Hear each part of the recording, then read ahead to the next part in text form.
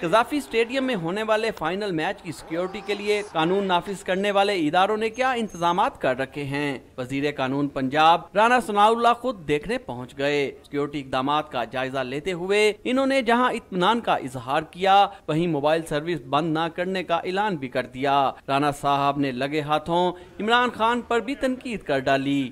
Match دیکھنے آنا یا نہ آنا تو ان کی اپنی مرضی ہے، لیکن جو انہوں نے بیانات دیے ہیں وہ انتہائی افسوسناک ہیں، انتہائی منفی ہیں۔ مال روڈ ہوٹل سے اسٹیڈیم تک ٹیم کی آمد کے وقت روٹ عام ٹریفک کے لیے بند ہوگا، جبکہ میچ دیکھنے کے لیے آنے والے شائقین کے لیے 5 مقامات پر پارکنگ رکھی گئی ہے، جس میں ایف سی کالج، مسلم ٹاؤن فلائی اوور کے نیچے، لبرٹی مارکیٹ پارکنگ، برکت مارکیٹ پارکنگ اور ایل ڈی اے پارکنگ کا انتخاب کیا گیا ہے۔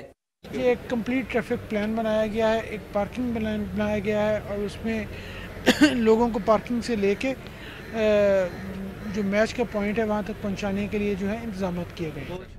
شہریوں کی سہولت کے لیے 36 شٹل بسیں بھی شائقین کرکٹ کو پارکنگ سے اسٹیڈیم تک پہنچائیں گی تاکہ انہیں پیدل خوار نہ ہونا پڑے۔ کیمرہ مین عثمان راجہ کے ساتھ وسیم ریاض، ڈان نیوز، لاہور۔